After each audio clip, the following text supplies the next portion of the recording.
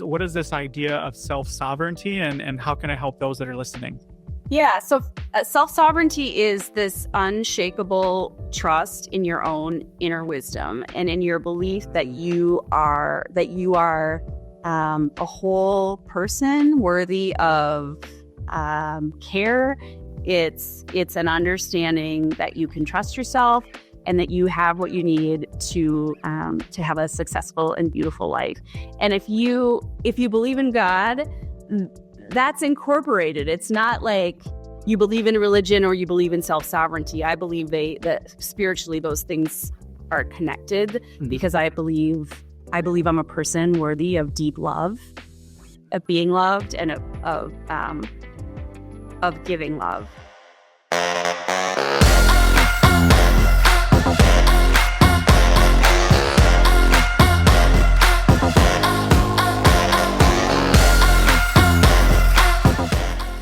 Welcome, everybody. I am really excited for this episode of the Solopreneur Grit podcast. It's me, Cosmin Gabriel, and I'm really excited to be able to speak today with a special guest.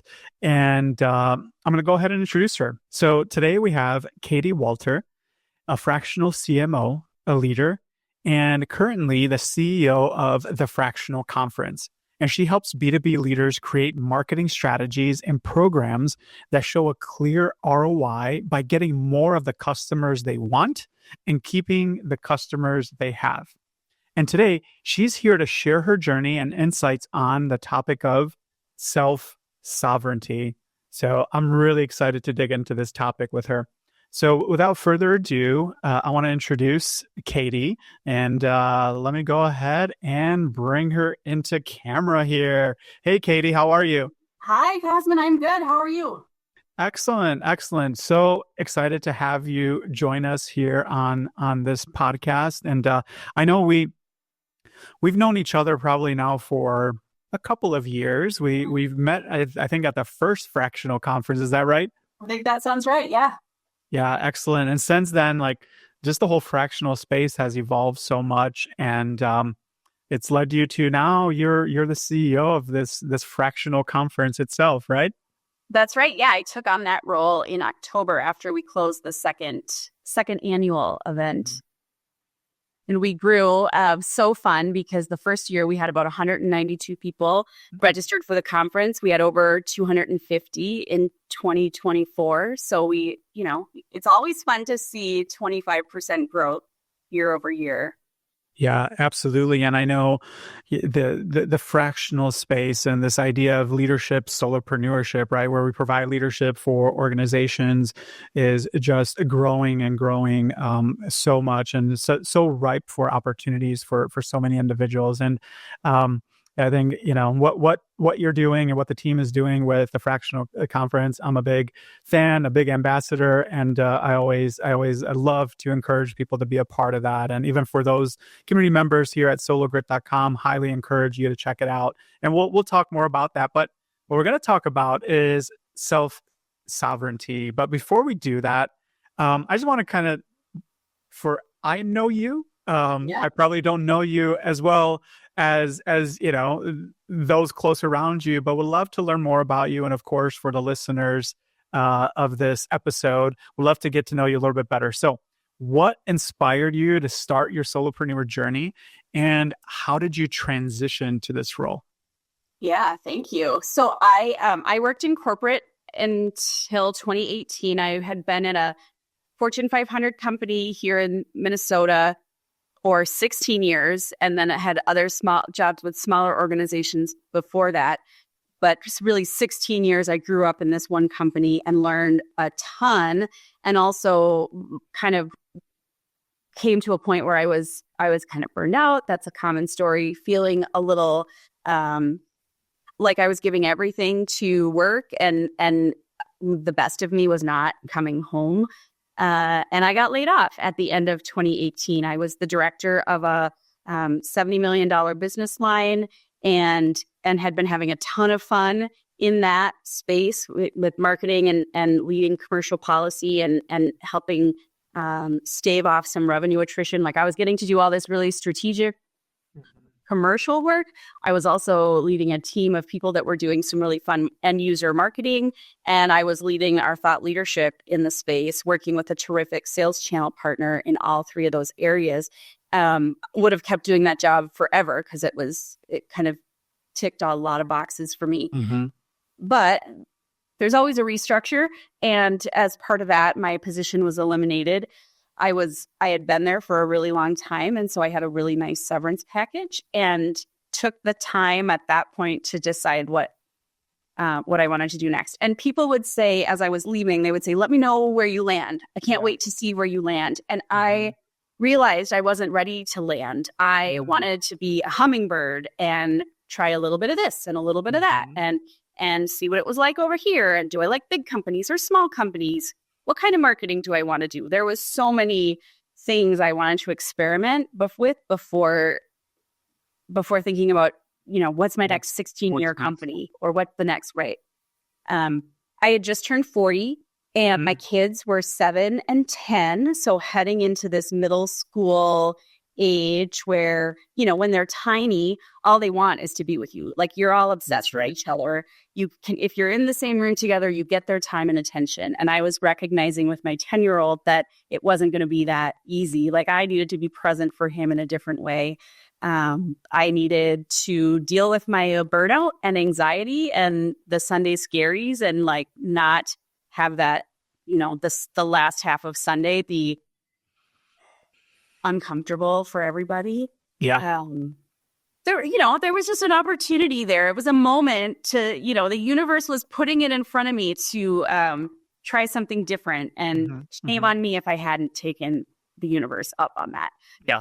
So I decided to try self-employment. And I didn't know what that was going to look like because coming out of a big company, I knew agencies and I knew we had some solo, like freelance copy editors or copywriters we worked with, but we didn't work with strategic leadership on a part-time basis, or I didn't have a lot of models. I didn't want to start an agency. I didn't want to be a freelance writer because I felt like I would get really bored with that. I wanted to write for myself. I didn't want to write for brands full time. So, but I tried some things. Opportunities came my way when people knew I had time and capacity. I got to do a lot of freelance types of work. The network I had from my big company was incredibly generous and eager to help me. And so I had that first year of a little income coming from here, a little income coming from there, it was an experimentation year. And then the most amazing thing happened at the end of the summer as my severance was running out and I had no new work coming in and I didn't know, I had reached sort of a stage gate that I had set for myself of like, if this is not a go, I got to go back to work full time. And someone I had worked with on one of those random experiments knew someone who had a fractional CMO agency. And that woman had a prospect in legal tech, which was the industry I had come out of. And so again, the universe... Things aligning. Here's a thing you should go look at. And so that's when I learned about fractional. That's when I learned about traction and the entrepreneurial operating system. That's when I started to understand... Entrepreneurial operating system, EOS. EOS, yep. All these mechanisms and ways of working for small businesses that I hadn't been exposed to in my $12 billion company. So... the time it took from you to leave your full-time corporate role to getting that first fractional opportunity, what was that? 10 months. 10 months. Oh, okay. But you weren't, I'll say, actively seeking a fractional role. You were just kind of solopreneur, freelancer, for these referrals that you were getting from people and individuals. So from the time I found out about fractional till I had a role in fractional was probably 2 months. Because she had this really hot prospect that she just needed the right fit for. Yeah. And that sometimes it's right place, right time. It's like you hustle over here doing all these things, and then the opportunity shows up over here and you go for it. Yeah. And I'll probably ask you a question, but I'm going to make an observation and maybe you can validate or push back on it. as leaders, like we get to that point, you had that life moment, right? Where it's like, okay, what do I do next? And then some of us are fortunate to have a network where, we're handed a project or, maybe some type of consulting role or things like that. And then um, you work on that, but you really haven't framed it up yet as a real business, which means like business development, leads, prospecting, servicing, like all of that, right? You're just happy to have gotten that role, that job. And once you get to that point, since then, have you had any type of challenges or things along the way that you've kind of like you hit your head against that were kind of like, man, I wish I knew this, or kind of things of that nature to be able to overcome them. And I asked that for our audience, those that are part of the Solar Grit community. We focus a lot around grit, growth, resiliency, integrity, and being teachable. And there's a lot of what we do is centered around that. So would really love to hear your perspective. You started, you got your first role. It took you 10 months to kind of get a fractional role. And was that all roses from there? No, because you want to open 5 months after I got my first fractional role was the pandemic. Oh my goodness. Yeah. So I got that role, and then another one came in. And that second one was in selling trade show booths. I started that on February 1st. Mm-hmm. So it was a company that you sold trade show booths, or you managed, we'll say, the strategy and the marketing for it? They designed and produced trade show booths, physical, go on location. And now as I'm saying this, I can't believe that timeline was so short. But yeah, like I had just gotten my feet under me with some steady income. That did not feel like a blink of 5 months. That felt really long. But and then the pandemic hit, and basically that trade show client went away. We tried to keep going, but it went away. But then the tech client ramped up a little bit. So it sort of worked out, but it was like there was no smooth sailing in the summer of 2020. And things kept going and growing. And my husband and I set a couple of financial targets for ourselves. It was not replace corporate income, or I was not going to try to get to $500,000 on my own. That was not the goal. It was keep the house and retire on time. And so the fundamentals. That's right. We didn't, 2019, 2020, we didn't do any house projects. We didn't go on vacation really. 2020, we ended up getting away a little bit for some outdoor time, but it was really like what's important to us and how much money do we need to enable that. And so I was fine. I was fine in 2020. We did enough. And I think the biggest pivot point that I had was in 2020 on that journey then was in 2021 when I decided to stop working as part of someone else's fractional agency and do go to market under my own LLC entirely. But my network was continuing to generate leads and I knew I could do it. And I found I really liked writing my own scope of work, setting my own price. I like business development. I like being out talking to people. Yeah. And it was a simpler message to do that for myself. Yeah. Oh man, there's so much to unpack in what you just said right there. Writing your own proposals, setting your own prices. That will probably be for another conversation because there's so much there. I know that, those that are beginning to be in this space of, leadership, solopreneurship, those are the initial steps to help get you started. And I know, from just feedback that I've received to countless individuals I've spoken to over the past few years, they'll land that client like you did, out of serendipitous nature, universe alignment, and then what, and then it goes from some type of a feast to famine instead of, building that healthy business. And more importantly, surrounding themselves with individuals that are in that space of what you're doing to get you. Because as solopreneurs, it's us. when the proposal is sent, when the meeting is over, it's just you and that screen. If you're fortunate to have a spouse or loved one or someone in the house, you can download some things, but you need to also find a balance there. And that's, again, another conversation. Yeah.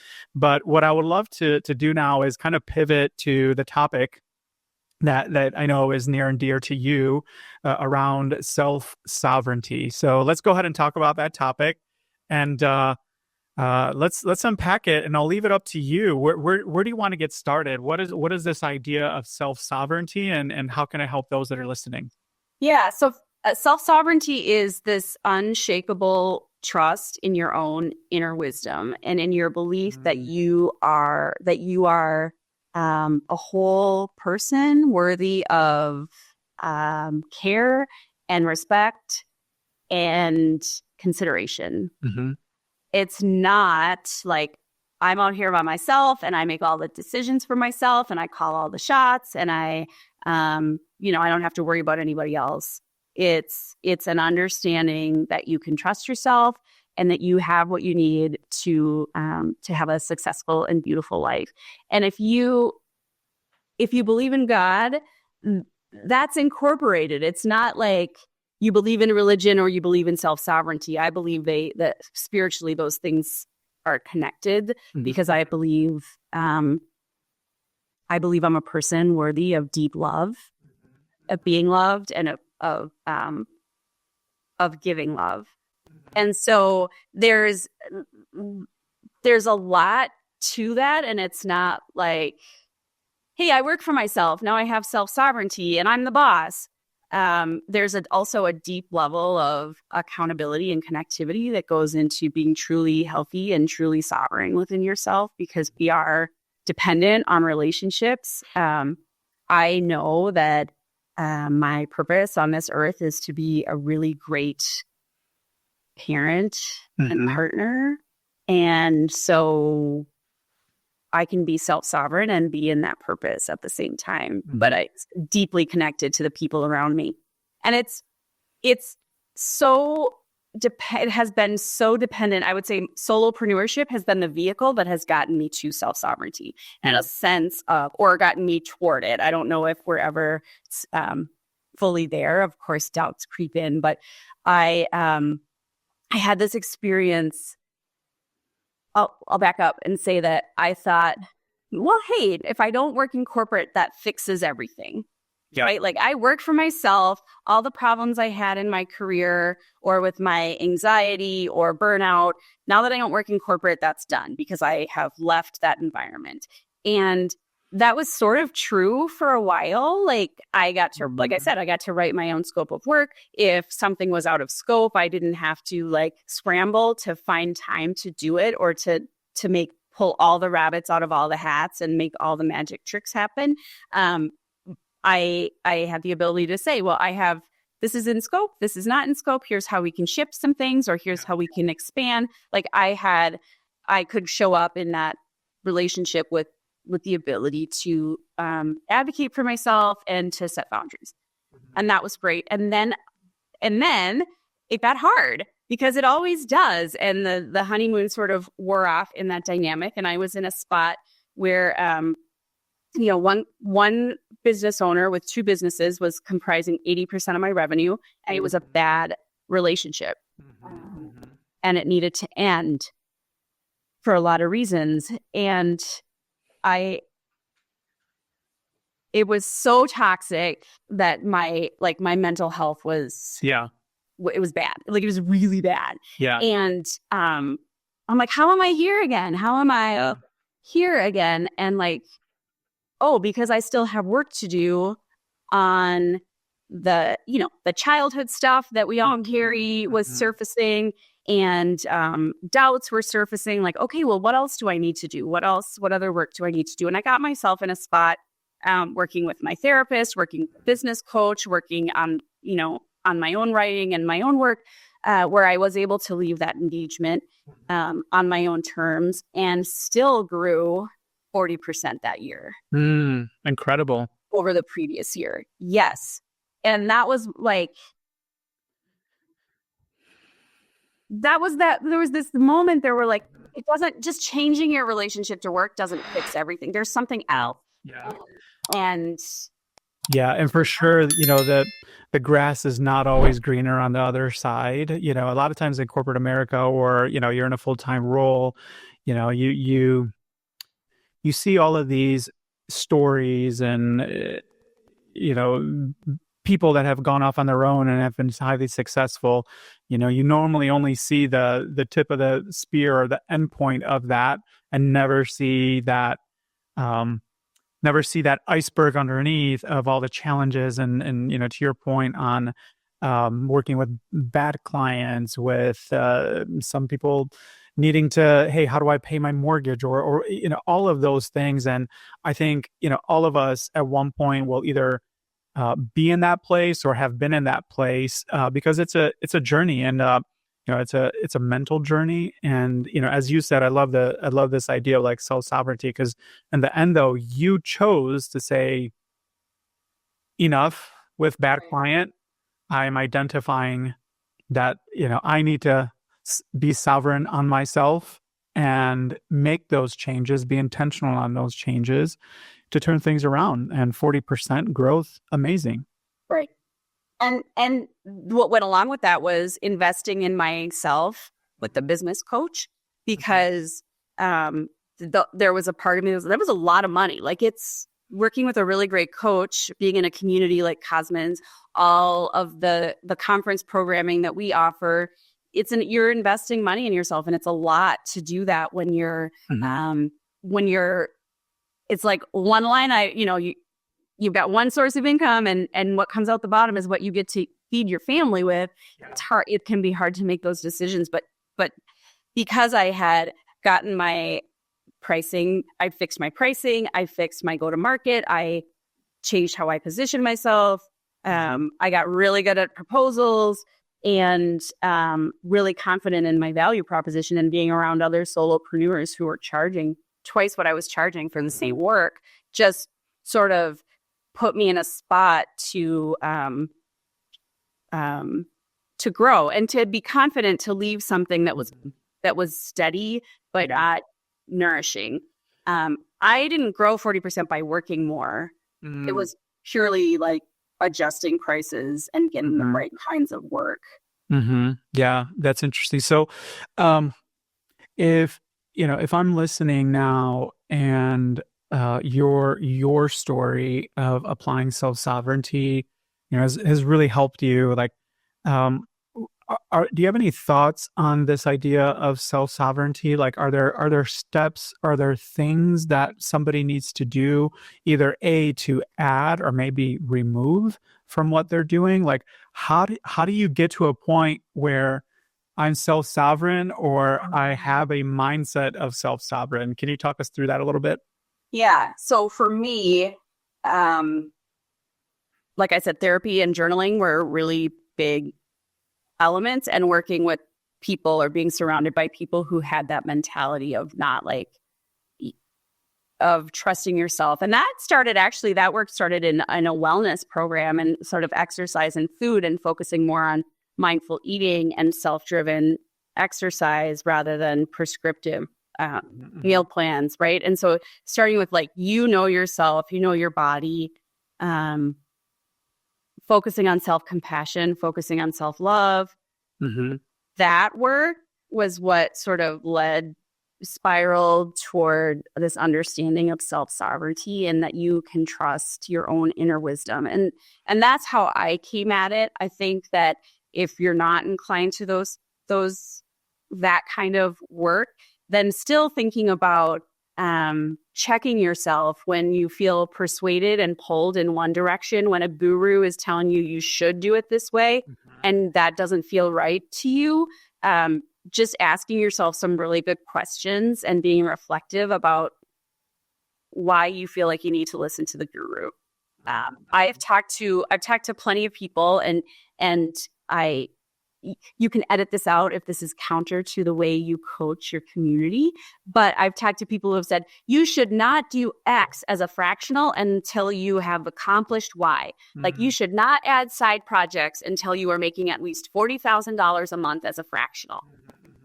And that doesn't resonate with me. No, not at all. And, it's everybody has their own journey, right? Like there's, when you build something, you have you have the supplies, right, to build something, but along the way you can either figure it out yourself or you ask somebody that's done it before, but it's still supplies, and you make it your own. And I'm of the mindset of it's a journey, and you can start here and then you build based on who you are as an individual, your skill sets, your network, your self-sovereignty, like all of that. They're all ingredients. There is not one formula. If there is, it's wrong. I'll call that out, right? Because not to devalue frameworks and like I said, like there is a starting point, but customize it, tailor it to who you are as an individual, your skills, your background, your circumstances, and so on. And be, like you said, true to yourself, because in the end of the day, you as a solopreneur, as a leadership solopreneur, you are the business. And if your business is not functioning well, both mental, physical, everywhere else, the business is not going to function well, right? Right. And that's with the fractional conference business and in the coaching that I do and facilitating. Outside of that, I talk a lot about, like, you get to define your own definition of success. You get to define success for yourself. And for us, in my family, I told you our financial goals were modest, and but I want to go to all the basketball games and track meets and soccer games. And I want to write for myself. I want to have time for that. And I want to be physically healthy. And that means I want to work about 20 to 25 hours a week and have the rest of the time for myself and my family and my dog. Exactly. That's success to me. That is success. And making $40,000 a month as a fractional, I can't even do the math on how much money that is, is not my definition of success, because it would squeeze out so many other things. So we do talk at the conference and in other spaces where the conference team shows up about, you get to define success for yourself, and then we'll help you find a way to accomplish that. But we want all the people like me who just want to work a little bit to feel like they belong, and the people like, there's plenty of people that want to make $500,000 as a solopreneur or more. That's awesome. Like, I am here for you, cheering you on. I will amplify your posts, but it is not my path. Yeah, absolutely. And, I think there's so many individuals where maybe earlier in our careers, you had those dreams of building that 7-8 figure, business with, everything that comes along with that lifestyle, but when you're, as leadership solopreneurs, most of us are later in life, right? We've already been through 10, 15, 20 plus years of corporate, rose the ranks, if you will, but our priorities have really shifted. Family, legacy, parents, loved ones, different perspective. And not only do you focus, I love how you put it, right? You not only focus on your business, but also on the human side, the self-sovereign side of saying, this is what I need, and I need to check in with myself. I need to journal. I need to refocus. I need to be intentional with that. Otherwise, you could get to where you were with that unfortunate client, facing burnout, facing questions, facing sleepless nights. And I don't know about you, I left corporate America to not do that. Right. I had plenty of those when I was in corporate America, of deadlines and, bad bosses and, all of those things. And it's, I think it's a very real thing for so many of us. Um, I'm staying in touch means with myself and sort of staying attuned to it means noticing too when I feel like the ego creeping back in. Like one summer, two people who had worked for me at my big company were now vice presidents in that company. And I had moments of, should that be me? mm-hmm. Did I miss the boat? And I'm so happy for them and how they've like, that's what they want and they have it and they're getting it. And I had to notice that pull back to the trappings of what success looks like in my old life. And not everyone wants to be a solopreneur. And I fully respect the choice to stay in corporate and to grow in that context. But I also had to remember, like, that was not for me. That was not serving me. And I think that's an element of self-sovereignty too, is doing the things that serve you and being okay with everybody else having their journey as well. Yeah, awesome. How do you, I'm thinking about, your journey alongside this mindset of self-sovereignty with fractional conference. Is there any, can you talk a little bit more about just the fractional conference and what got you there? And, is there anything that kind of ties in with what we're talking about in that? Yeah. Great question. Thank you.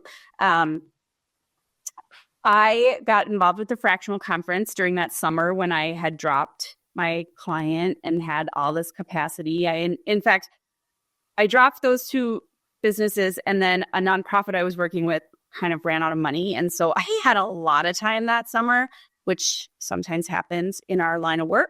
I decided to take the summer with my kids and play as much as possible and then start looking for work in the fall.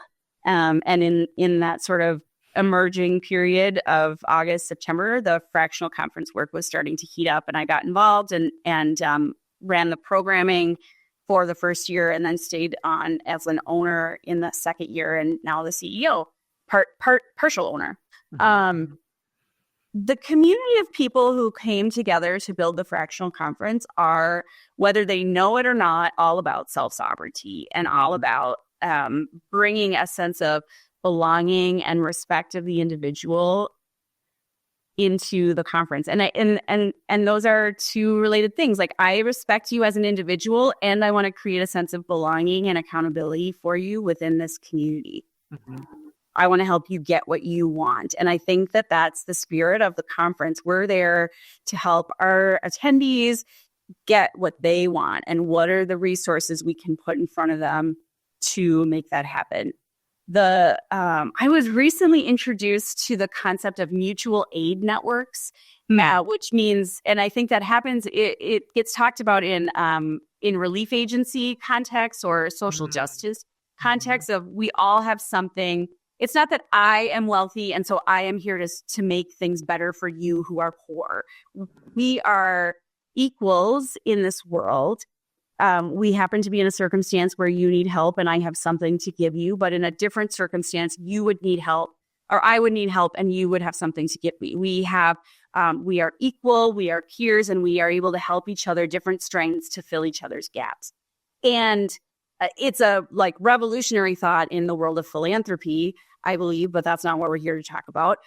When we think about it in terms of the fractional conference and community in general, it's not like there's an expert and they're going to tell you how to do all the things. It's how do we create space for all these wonderful people with all their own individual brilliance to help each other. Mm-hmm.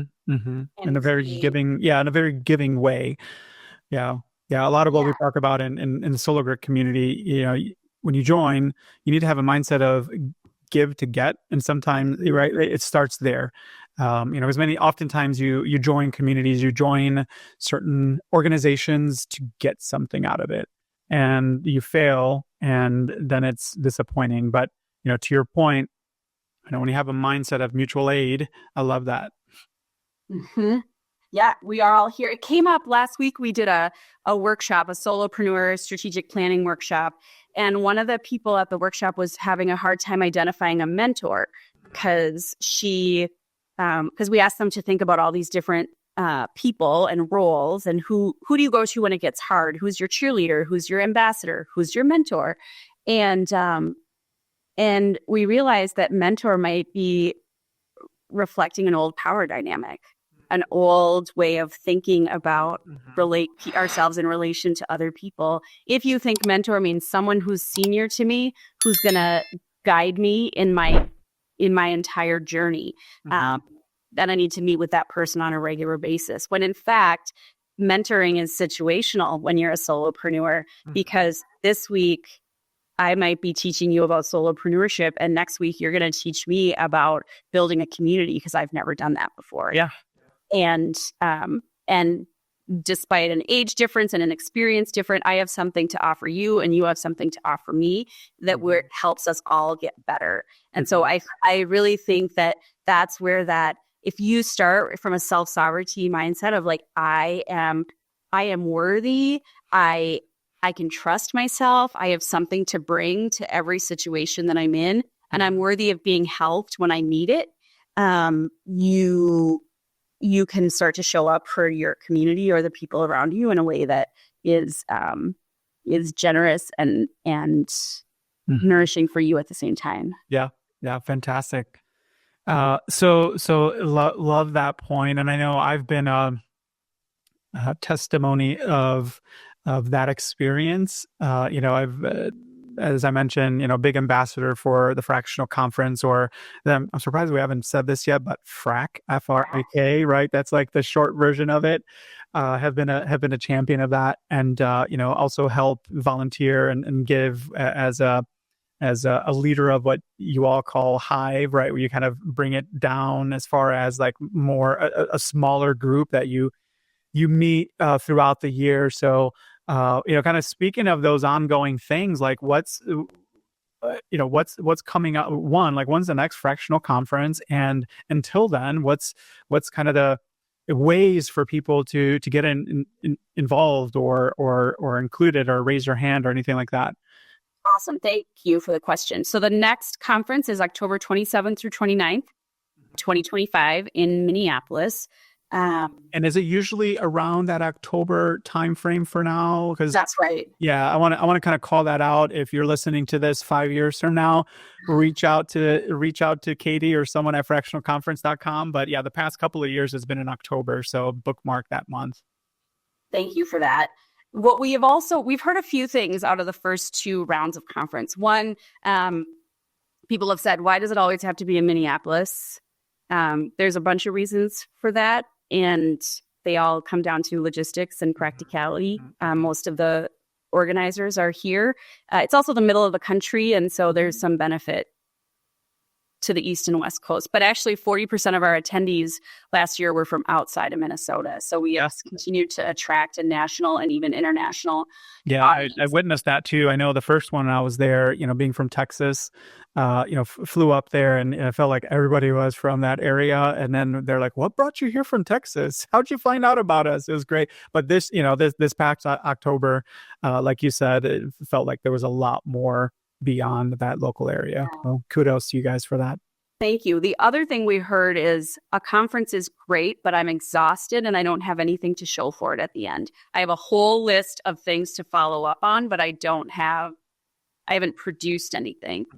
And so they're energized in that they've met all these people that they want to talk to, but they need processing time. They need space. Like, I just want to sit with these people and do work, was what we heard. Yeah. Like, I want more time to integrate this into my own business. And so we're offering smaller workshop style opportunities in 2025. We just did a strategic planning workshop for solopreneurs last week. We'll do more of those in 2025 here in Minneapolis. And then we're actively seeking partners in other parts of the country who would want to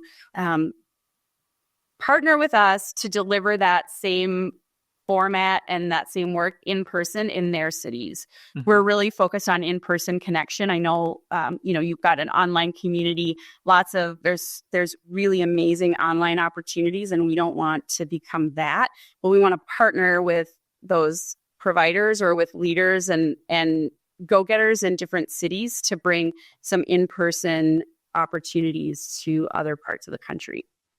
What we could not do was do multiple big conferences in a year, because we just don't have we can't bring the big frac experience to Chicago and Texas and Las Vegas and do 4 of them in a year, but we can bring our spirit and our magic to other places. Mm-hmm. Yeah, that's great to hear. I know, like any initiative, right? It starts, there's some grassroots, there's, the demand side, and then, it kind of grows from there. And I'm encouraged to hear that you all are very thoughtful in your approach of how to deliver the most value and not scale to scale, which, there's, other events or things of that nature could easily have that vision, and then it falls flat on the value. And so I know, as you kind of mentioned, listening to those that are there and what they really want to get out of it is so important. And that's great to hear. Excellent. So any other thoughts either on self-sovereignty or the fractional conference that you want people to kind of have as a takeaway or anything like that?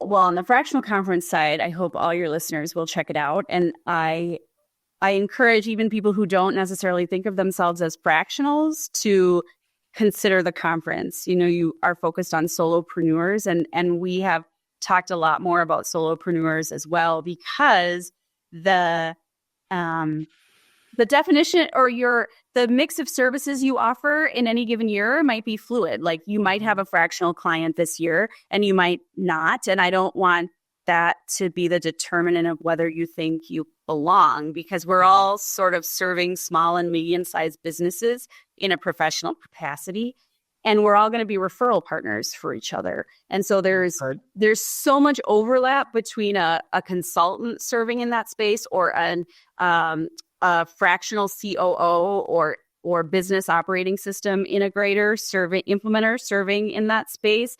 And with the fractionals, because at some point my client's going to need a consultant and your client's going to need a fractional something. And so to the extent that we can have that sort of expansive view of ourselves, we're focused on the fractional go-to-market, I think, at the conference, but we're not exclusive to people who are doing exactly fractional work. Yeah. Yeah. And I know at Solo Grit, the members that we have are leadership solopreneurs. That includes your fractionals, your consultants, your advisors, your coaches. At the end of the day, it's anybody that provides a leadership service or solution. Because I was looking at some statistics, as of 2024, there's a report out there that there's the solopreneurship or independent business owner. There's over 72, almost 73 million in the US. But that includes your florists, includes your photographers, right? A lot of these type of solo, because by definition, they're solopreneurs as well. But I believe we serve an individual that, to your point, brings more of that leadership, strategic approach to what they're doing. Is that right? That's right. Yeah. That's right. Okay. Well, excellent. Anything else on the self-sovereignty side? A quick way or an exercise? I launched a Substack for myself, not related to the conference, last month. So I've been writing once or twice a week about self-sovereignty, and I would love to give you a link to that for show notes, and would really invite readers and feedback. And years ago, I said I wanted to be a writer just for me, and so this is me doing it. Excellent. Is there a short link that you can call out now for those that are listening? No. Okay. I wasn't that smart. So maybe search Katie Walter Substack or something. But yeah, we'll include it in the show notes as well. Excellent. All right, sounds good. Anything else before we wrap up? No, this was great. Thanks for having me. Awesome. Well, today, once again, we had Katie Walter, and she reminded us of the importance of self-sovereignty as a solopreneur, as a leadership solopreneur, and how we approach our businesses and the mindset that we have. And I think it was just fascinating conversation that we had, and together we're able to continue to grow and build ourselves and our business through a grit mindset, growth, resiliency, integrity, being teachable, and applying these self-sovereign principles. I think is fantastic. And we also actually, I forgot. Let me bring you in one more time here, just to ask you about how do people connect with you? I forgot to ask you. How do people Yeah, connect on with you, LinkedIn. or a website or anything like that? Yeah, so I'm on LinkedIn, Katie Walter. I'm wearing this green shirt in my picture. So, oh, Branding consistency, I love it. yeah, exactly. Um, and fractionalconference.com is where you can find out more about our events. And you can even fill out a form and ask us to come do events in your city. Excellent. Fantastic. Okay. Well, let me go ahead and once again, thank you. And we're going to go ahead and wrap up here. And as I mentioned, so thank you again, Katie. Make sure you check her out on LinkedIn and thefractionalconference.com. And to our listeners, don't forget to subscribe to the podcast and check out the Solo Grit community at sologrit.com, where our mission is to connect leadership solopreneurs so we can all succeed together with grit. Thank you all very much. And I look forward to having you join us on the next episode of the Solopreneur Grit podcast.